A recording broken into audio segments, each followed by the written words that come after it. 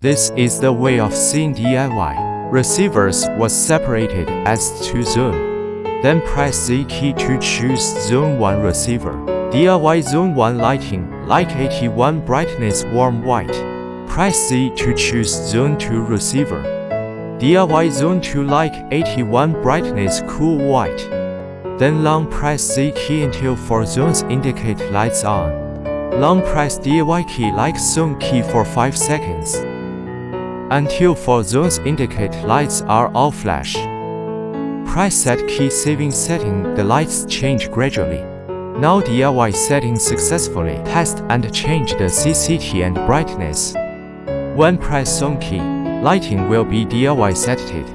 Could DIY for stools 3 4 with same step.